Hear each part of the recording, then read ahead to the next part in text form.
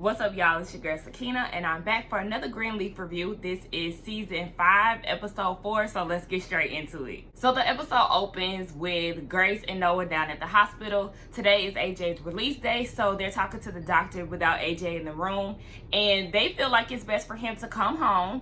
Of course, that's what they want to do, and the doctor recommends a treatment facility, and they feel like this is the best thing for him. Now, Grace is like, hold on, I thought you said the supportive family will help him along the way. And the doctor is real smart mouth, and she was like, well, you know, a part of that is relinquishing, why can't I say that word today? But basically releasing control. Basically trying to say that Grace is controlling. And when Grace confronted her about it, she was like, you know, this is not an argument. I just want to throw out the options there. So AJ come in the room, and he knows that it's his time to go. And he decides to go over with Noah. Now, when he says that, Noah is looking like me, kind of like he didn't want him in a sense, or maybe he was just shocked. I don't know. But yeah, he going home with Noah. Now, the next scene we get is Bishop yelling at Jacob, asking him what did he do. You know, basically, Jacob is assuming, or heard through the grapevine, that he's the one that killed Daryl Jones, when in fact he said he didn't. Now, we really don't know if he did or not, because we know that he is suffering from some type of memory loss. So it's like, okay, he's standing firm in that though. So maybe he didn't do it. So he's asking Jacob, like, why would you do this without confronting me or asking me about it first? And Jacob's thing is, look at how you acting now. And I seen how you was acting when all the shit unraveled when it came down to Mac and his pedophile ways. So May is upset with him because she's like, you went and planted this seed in this girl's head, Tara the Saint, because apparently Jacob was, you know, bigging her up to his parents.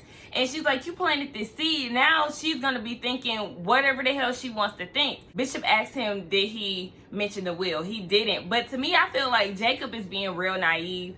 This is, like his parents said, what's the name, Basie and Rochelle's sister, so she's always going to defend her siblings, as you should already know that because you come from a big family that you had to defend in the past. So it's like, I feel like you're just being real naive about this situation. Aaron is coming over later to look further into the will situation. May wants Bishop to be there because obviously Jacob don't know how to think straight and make the correct decision. So May asks where Carissa was. Is she up in the lair that we pay for? Yes, she's up there, and she's preparing for a meeting that she has with Dante for this organization. And May is like, okay, well, you know, she has this organization that she supports black people and a lot of that, but the black people that's feeding her and that's giving her shelter, she basically want to bite the hand that's feeding her, and she's going up there to cuss her ass out. She also kicks Jacob out like, look, I love you, but I really don't like you right now. You got to get the hell out of my face. You know, she be giving some real shady comments to her family. And I be so confused by some of them. Because the people that she be citing or she be making reference to, I be like, who is Dick something, somebody? And I was like, what? Who is that? I don't know if these are, you know, people of the Bible or what. But I was just like, May, I don't know some of these people. But anyway, she asked she asked Bishop, what are they going to do about Sunday? Because they were going to go to the Sunday service for the last day at Calvary. But Bishop, he forgot. And then, of course, you know, he started to remember. But he wants nothing to do with Calvary. He never wants to step in the building again. So then they arranged something for Sunday to have at the house. Down at the church, Phil, Judy, and Charity are ending a meeting, and Phil asks what's going on with the offertory. Judy wants to do a video about the merger, and Charity wants to do a song because Judy doesn't want to do a song. Charity wants to do a song, but she also wants to have that playing as a presentation of the history of Calvary. Now, Judy is not here for that because she doesn't want to hear about the passings or you know, any of the history or past of Calvary. Charity's whole thing is, look, y'all about to bulldoze this place. You want to allow these people to remember where they started from. Judy goes and tries to be a smartass and was like, oh, so what past are you talking about? Are you talking about when your father shot somebody in the church, or when the FBI raided the church, or when your uncle was being a pedophile touching girls' privates? I was like, oh, honey, this is a little too explicit. You need to pipe down. So then they start going back and forth with each other, and Judee called Charity a necessary evil because Charity was saying that she's a Greenleaf and she's needed. She's the key to this whole thing. But Judee is like, nah, you more so like a necessary evil. And so Charity calls her an old rusty antique that makes a clink when you put a quarter in it or something like that. Basically calling her old stale, old piggy bank, whatever the hell. Of course, we all know that Phil is gonna side with Judee. Bobblehead Judee, that's what I want to call her, because that damn head of hers is bigger than her body. Judee makes the final decision and said, look, we doing the merger video, period. And she walks out with her little hair flip. I said, oh bitch, listen, okay? So yeah, the whole thing is, Phil said if her parents would have agreed to come to the last service, then they would be more open to playing the history video. But since they declined, they just gonna go ahead with whatever Judee said. While all of this is playing, Grace is there and she's hearing everything. So once Phil walks off, Grace sees Charity and they talk, and she asks if Grace seen any of it, and of course Grace seen all of that shit and seen how they was talking to her. So Grace is like, follow me. They go over to Charity's office and she's like, is Gladys DeMar Phil's mama? Yes, that's his mama, but she's been dead for about 24 years. So Grace and Darius feel like they can get some more information on her because obviously she has some part, or Bob was doing something underhanded. It was something going on because the company, what is it, Edendale? I always get it wrong, y'all. Hold on. Or I always gotta look. All of the documents, her name is there as a VP. So they're trying to figure out what's going on with that, but they think that they can actually stop this operation before Tuesday and cancel out Hope and Harmony overall. The only thing is they need to talk to Phil's dad, but they can't find any contact information on him anywhere. So Charity says the reason why you can't find anything is because he used to be a Black Panther and he had to change his name. So his name, or his new name, is Youssef Shabazz, and he's down in New Orleans. Charity is doing all of this thinking back as far as, you know, Phil hates jazz. That's the only reason why she knows why he's out in New Orleans and all of this. So Grace is like, I get it. Like, I get it. You love him. But do you respect him? Because she was initially hesitant to even talk about it, which I knew she was going to pull that shit anyway. And she was like, I don't respect him. You know, she doesn't see how he does what he does. And that's what gives her, like, the power to actually give Grace over this information. So you already know Grace is onto something, and she's going to dig deeper into this Youssef Shabazz guy. Once Grace leaves the church, she makes the call to Mr. Youssef Shabazz. He out there playing chess, and he answered his little flip phone. And Grace is introducing herself, saying that she's a former pastor. And he was like, oh, strike one. She's like, oh, okay. So, you know, she knows that she's on the strike system. So she's trying to say what she needs to say. And he mentions the ex-wife. Oh, hell no. Strike two. All right. Well, this is in regards to your son, Phil. Oh, you know what? Your time is up. This is strike three. You out of here. Click. He hung up his little flip phone. That's the only reason why I know he had a flip phone. I was like, did he just slap the phone down? Y'all know I could do this with my hand. Can y'all do that? That's just random as hell, but I'm sorry. Yeah, he flipped his phone and got the hell on. Now, May goes up to Carissa's room and was like, I want you out. Carissa already knows. Obviously, she talked to Jacob. Yep, May knows everything. And she was like, you doing all of this just for a couple extra $100 in your divorce settlement. Like, you just trying to scratch and survive and trying to live off the high horse. You already know Jacob don't got no job, so I don't know what the hell she expecting. But whatever. May already know and pull her card. Now, Carissa decides to come clean and was like, you know, I really don't even want the divorce. The only reason why I mentioned the will is just to get Jacob to back down and stay with me. I did have an affair, but I stood by him through all the 3 women that he slept with throughout our marriage, including one of the cooks before Marisol. Now, May is like, oh, hold on, wait.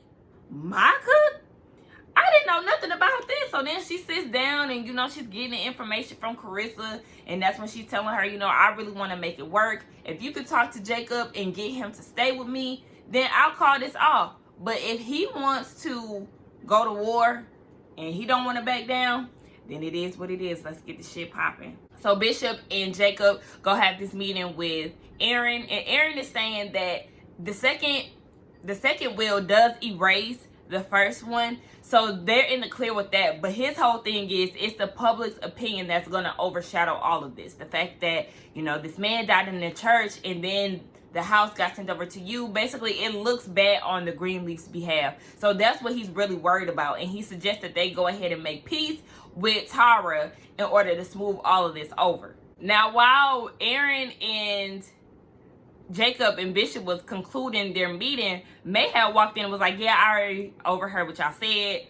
I kind of slurred that, huh? Yeah, I already know what y'all said. We got to make peace with this whole thing. But yeah, Jacob, you go upstairs now. I need to talk to you. So they go upstairs and she's quoting all these Bible scriptures, right? And he's like, yeah, I already know. What is this? Some type of pop quiz? So basically he's like, you need to forgive your wife.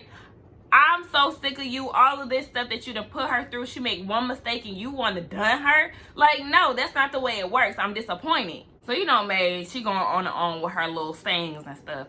But she orders Jacob to forgive Carissa.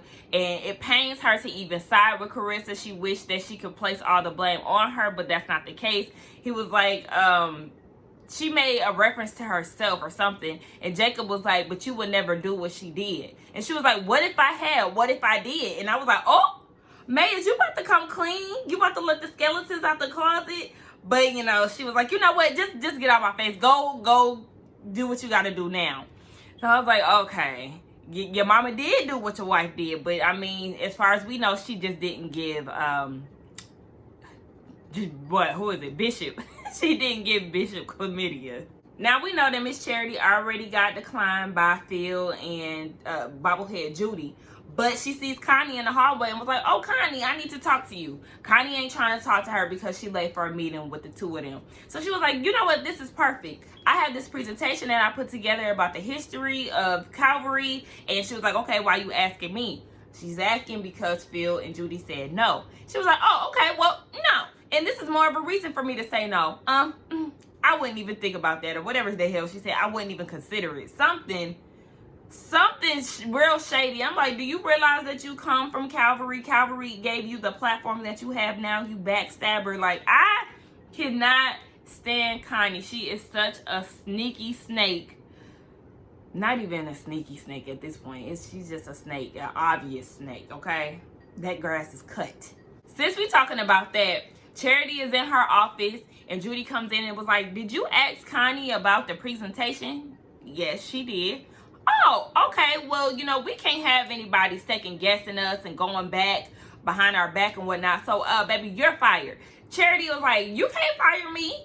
Whoa, why can't I fire you? Because I'm not a pastor. Honey, I'm Bob Whitmore's daughter. The only person who has more power in this building than me is God himself. Bye.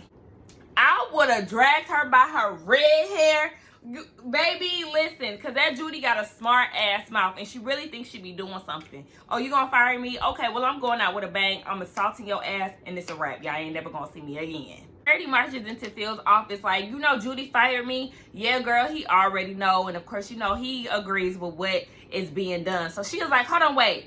Do you ever make your own decisions? Like, is this all about anything that she says? So then he was like, well, you know, we can't, same thing Judy said, we can't go questioning or second guessing if you're down with us or, you know, if you actually believe what we're saying. Then he goes and says, we can't question if you're truly, madly, deeply on board with us. And Charity is like, truly, madly, deeply? What the hell? Child, that's Judy's favorite movie.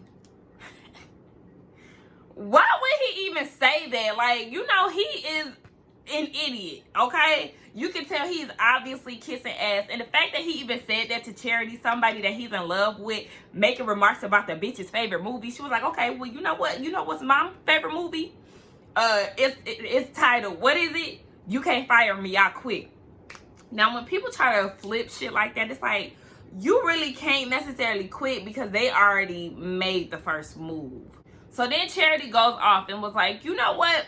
If the church makes it past Tuesday, which I'm sure it won't, y'all will be hearing from my lawyers, period. When she mentioned goddamn Tuesday, that shit pissed me off. Like, Charity, shut up.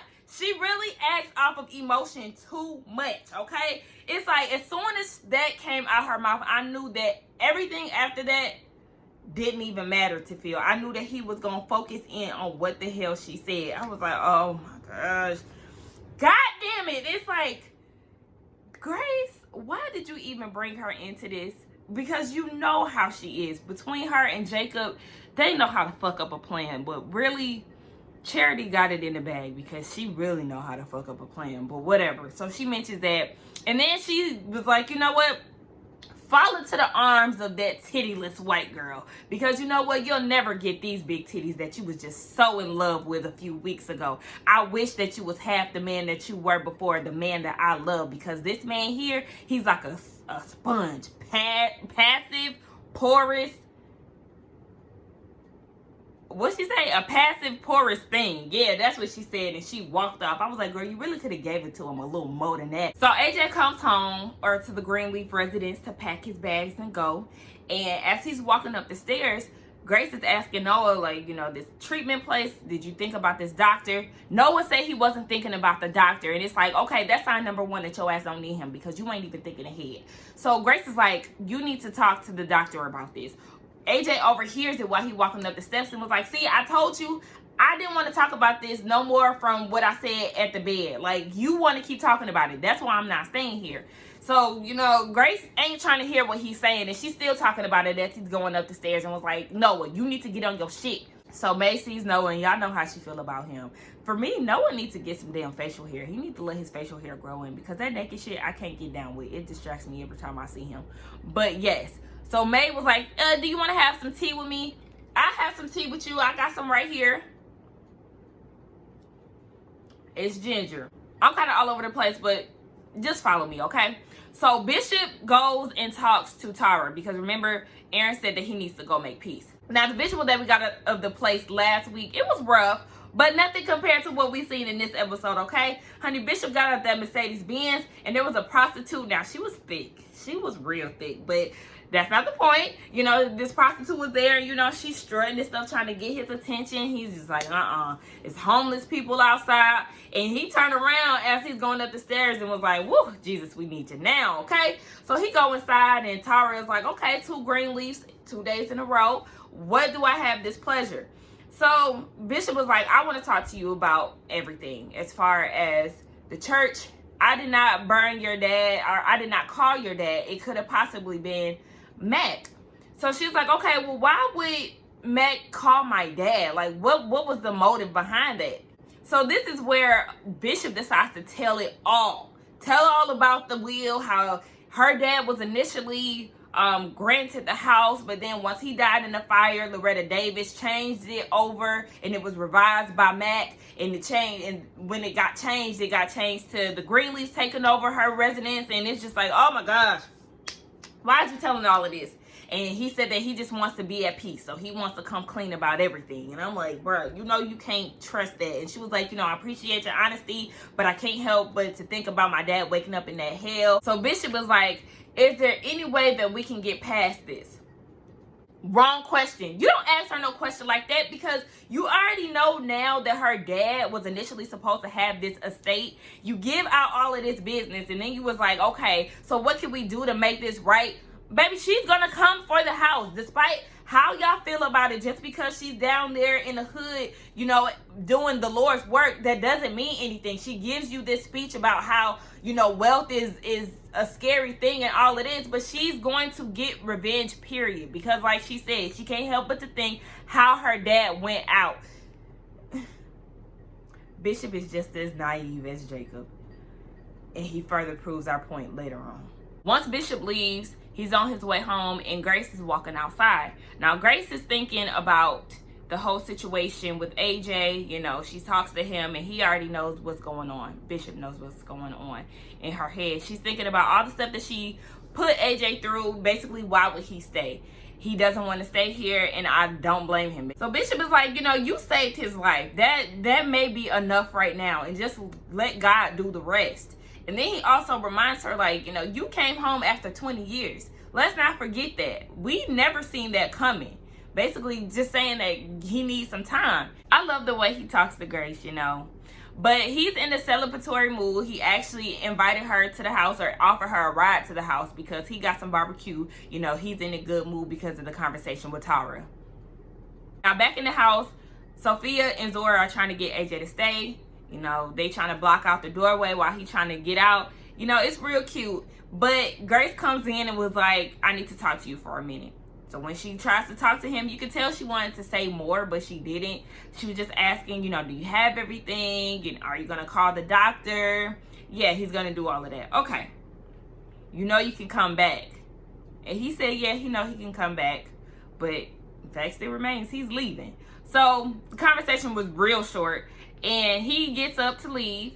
And you can tell she wants to cry. But then he comes back and gives her a kiss on the head. I'm so happy he did that, because that warmed my heart. I actually smiled and was getting ready to cry, child, because he's so mean to her. And I know that he said that he wanted to go with Noah to be a damn asshole. You don't even know this man. You want to go live with him.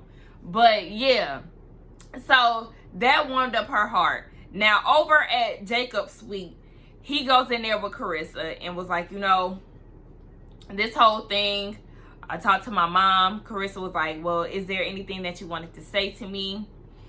And he said nothing. And she was like, well, I'll instruct you on what to say, you know. So basically she's trying to give him the words to say. Carissa, I'm sorry that all this stuff that I put you through made you go to somewhere else and make you feel something else. All of this, right? And she was like, say it. He didn't say nothing. And for the first time, well, not for the first time, but really I was happy that Jacob finally made a decision for himself to be happy, and fuck whatever his mama said or whoever said, like, make your own choices. So he didn't say anything. She was like, okay, I understand. I will lay off the whole Will situation, but just know that we're done. And the only reason why she laid off the Will is because she knows that Lady Mae will help her get what she deserves, because Jacob did put her through a lot. Back at Phil's house, him and Bobblehead Judy is sitting there on the couch. She going on and on about Charity. You know, it's the right thing. She was never going to be a part of the team anyway. And Phil is like, you know what?